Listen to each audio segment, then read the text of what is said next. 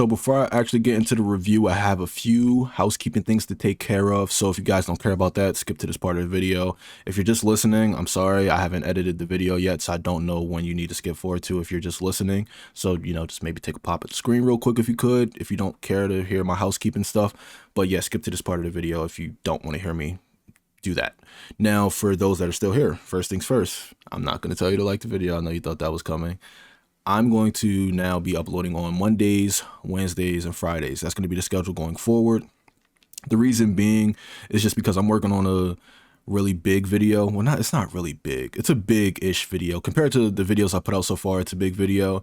And I started to realize that I probably need to have a schedule because this video is taking a lot of time away from doing things like this, like reviewing like a singular movie, because I'm just so focused on getting this big review done. So in order to make sure that I'm kind of maintaining the same type of consistency, I'm going to just be uploading Mondays, Wednesdays, Fridays. Tuesday I'll upload like a YouTube short of whatever I review Monday.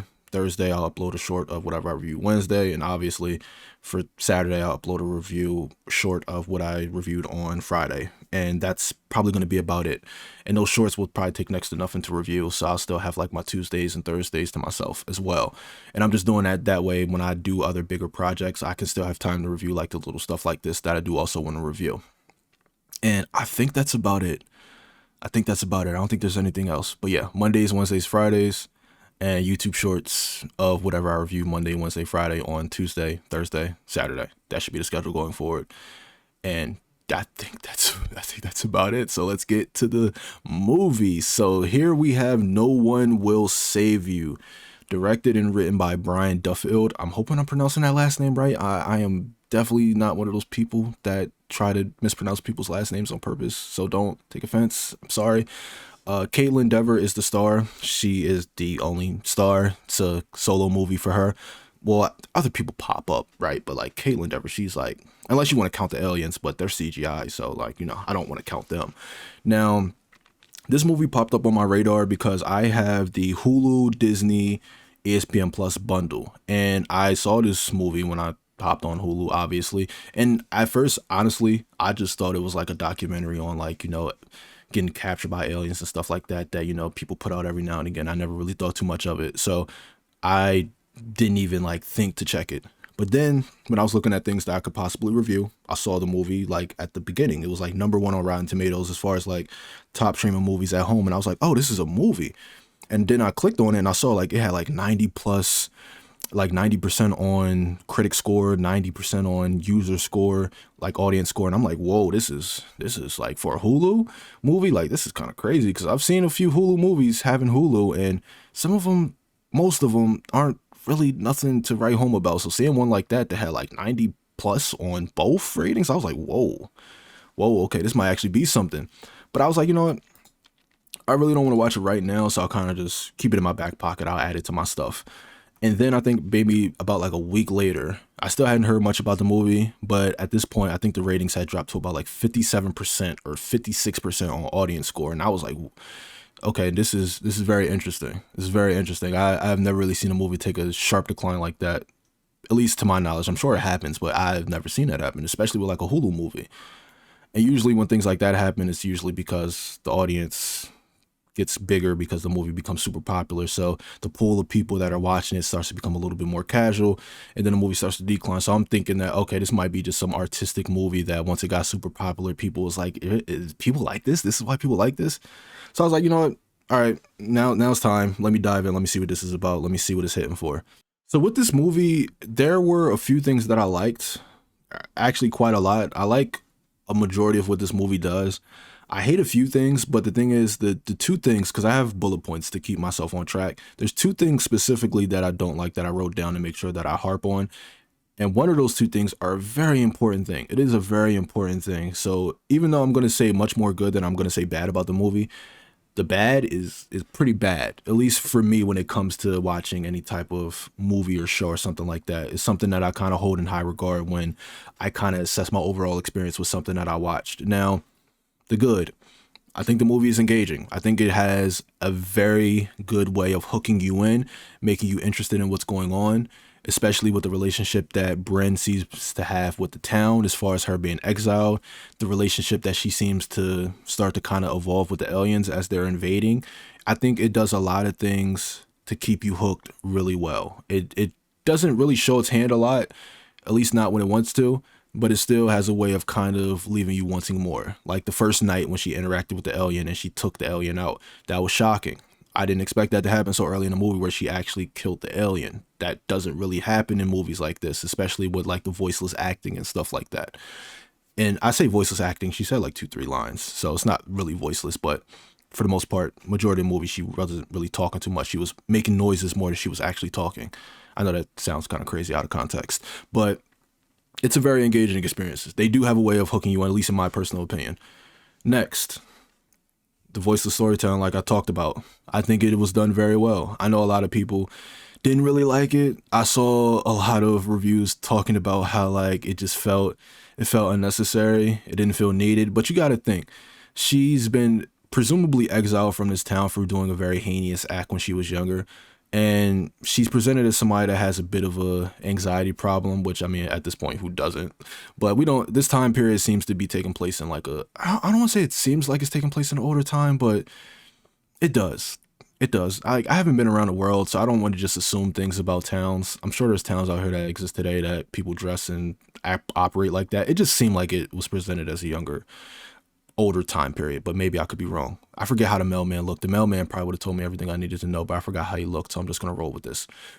But the voiceless storytelling I thought was done well. I think they did a pretty good job at, it's a movie that like you legitimately do not have to listen to. You can just watch the movie and kind of understand what's going on because not much is being said. So it's doing a lot of storytelling through the cinematography that's being shot, the acting that's being done, the story that's being presented. I think it does a pretty good job at not saying anything, but still showcasing every step of the way. Like I said, I definitely think it's a movie that you can watch with no volume and still pretty much understand what's going on in the movie for the most part. It's a few things you might miss out on, but I think for the most part, you can watch this movie with no audio and follow it along very well, which I think is pretty interesting and pretty nice to pull off.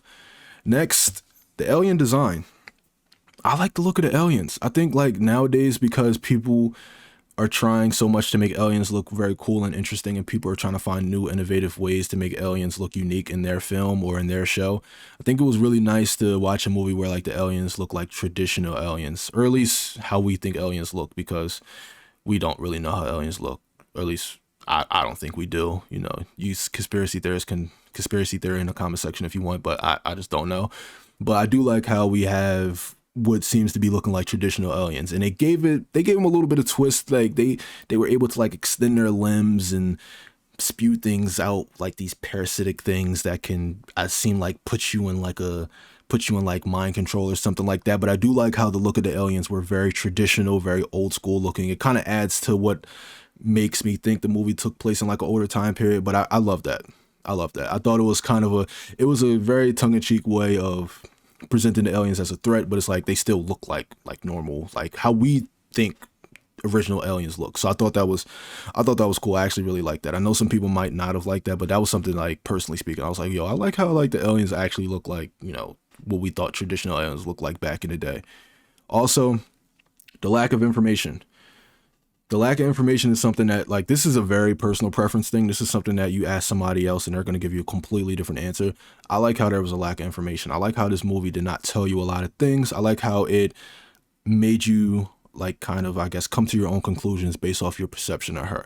And I don't know if they did it intentionally because she is exiled, so it kind of has that play on it where it's like you're having this outside looking view on her. Kind of like, you know, because she's from the outside looking in with the town, because she's exiled, so people never really get to know her like that, because people are kind of just, I don't want to say, or maybe told not to talk to her, but it seems like people keep their distance from her. So I love how, like, in this movie, there's like a lack of information where it's like we also at a point in some weird way are keeping our distance from her, but not knowing a lot, at least until like a certain point where they actually break down why she is exiled. But I do like the lack of information. Like I said, I think it allows you to come to your own conclusions, which could be good, could be bad. I think for like a sci-fi thriller movie, which this is, I don't think that's a bad thing, especially with like the voiceless acting and stuff like that. I think there's nothing wrong with having a lack of information. I think it can kind of help make a movie feel a little bit, it gives more mystery. I feel like in a time where there's so much exposition and stuff being brought to like a lot of movies and stuff nowadays, it's kind of nice to watch something that doesn't really tell you too much and kind of just, once you just sit down and just experience it, like just sit down and watch it. Like you don't have, we're not going to sit here and give you a whole bunch of exposition after exposition. Like, no, this is just pure movie, hour, 33 minutes, pure movie. Just sit down and watch it. I love that. Now, last thing that I have in my the good section, I do love how she handled the aliens. Now, in the beginning, it seemed a bit damsel in distressy with the whole like throwing hot water at the alien and, you know, getting very lucky, reaching for the thing and reaching it right at the last minute and then being able to take out the alien. Like we've seen that a million times in movies with those scenes where somebody's reaching for something, they finally reach it at the very last minute and they get saved by like a second or two. Like that was kind of like, okay, this is getting very familiar, right? They killed the alien pretty early, but that situation and how she did it was very familiar, right? I do love how that after that, it became something where like she really started to use her mind, which is something that it seems like so lost in movies like this, where it's like the IQ of the person is just like beyond low. But I do like how they presented this, and this also ties into the lack of information. We don't know how much the aliens know about this invasion. We don't know how much they know about, you know, the world that they're invading, which is Earth, presumed to be Earth. I love how she gets the alien with the long limbs, they trap itself inside a car, and she's able to blow up the car. I love that. I love how she was able to kind of use the fact that she knows her house better than the aliens know the house. And she was able to use that to kind of be able to hide from the aliens and being able to constantly, you know, kind of move out the way, slide into different rooms and always keep the alien confused on where exactly she was. I love that. I feel like that happens not enough, where people are in their own home fighting somebody who doesn't know their home, and the person who doesn't know their home for some reason seems like they know the home better than the person that is currently living in it or has lived in it for what seems to be a decent amount of time. Like I just never can understand it. So I do love how we see that she actually has a brain. I thought that was really nice. Now, the funny thing about what I said about the lack of information is also going to tie into the bad, which, like I said, I don't have a lot to say about the bad, but I do have a few things to say. And I guess let's get the main one out the way. The ending. Now, I don't have an issue with the ending itself. For all intents and purposes, the ending was fine. It was fine. What I don't like is how throughout this entire movie, like I said, they don't tell you much. You know, there's a lot of information that's being kept close to the hip, which is not a bad thing. I said earlier, it's not a bad thing. But when you then give us the ending that you give us, and then you have the director come out and say that ending was actually real, because what happens in the end is she ends up waking up and goes about her day, and it seems like the town, her small town, is fully under mind control by the aliens. They were able to fully mind control all of them, and she's the only one left that is not under mind control. Now, at the beginning, you would think that, okay, she finally got captured, and this is her illusion, thinking that everybody likes her. But the director came out and said, no, that ending was like, no, that was real. Like, she really was the only one left in that town, or that was shown in the town to not be under mind control. You could tell when they are under mind control because those parasitic things start to come out of like their Adam's apple, like it pokes through their like neck, and you can see like it's like in their, it kind of replaces their Adam's apple almost, it seems like. And they show that she intentionally was left alive. Or at least, well, it depends on what your perception is of alive. She was left as the only person not under mind control.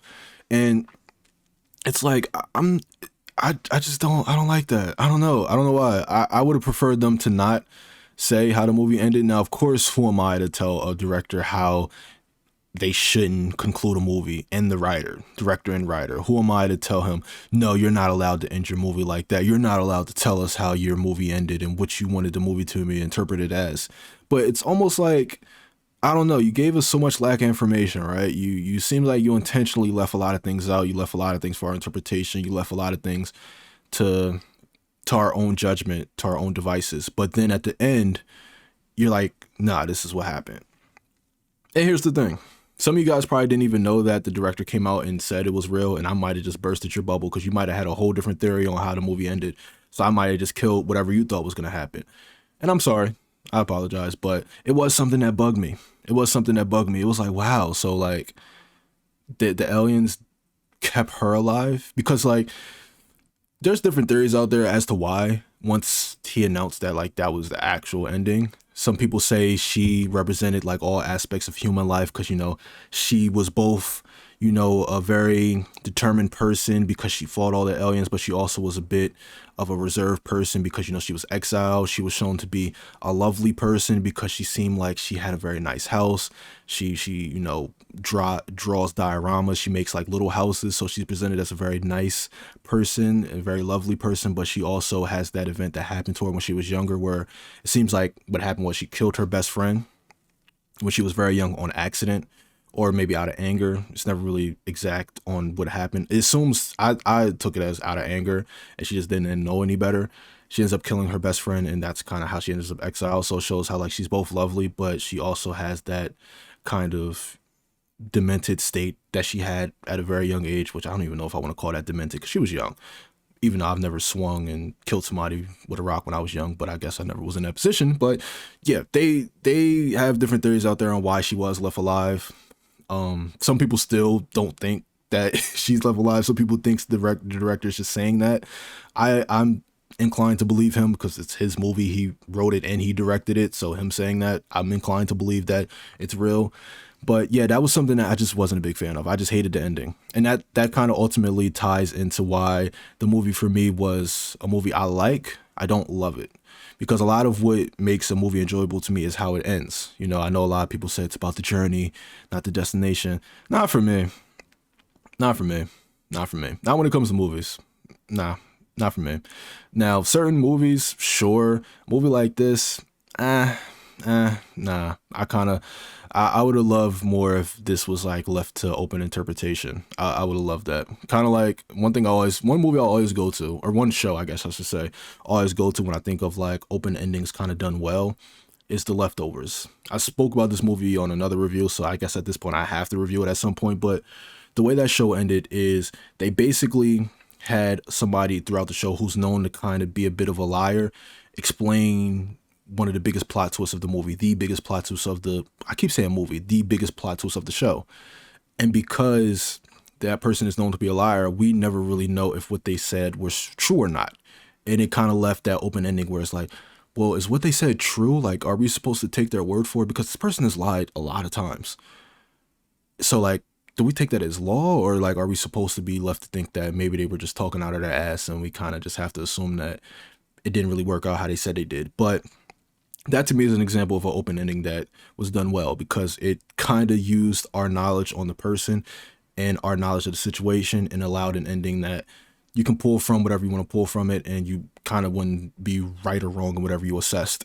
This, on the other hand, I just didn't like how they ended it. I just didn't. I just thought it wasn't that good. And as far as whatever else I had on the bad, nothing else, actually. Nothing else. I was going to talk about something else, but now I think about it, it's not really a bad thing. But yeah, the ending, not for me.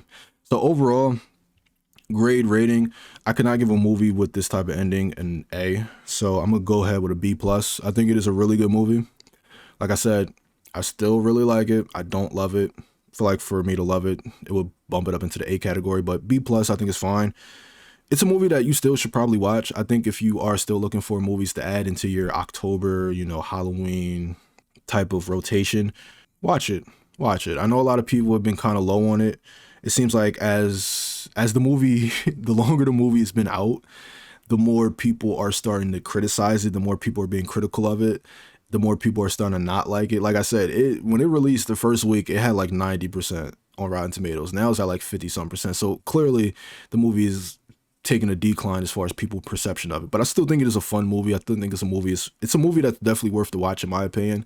But man, that ending was just wasn't for me. Just wasn't for me. But that is going to do it until my next video, which will be Friday. I forgot about my schedule. Friday. I will see you in the next one. Oh, also, peace and light, and remember to eat your veggies.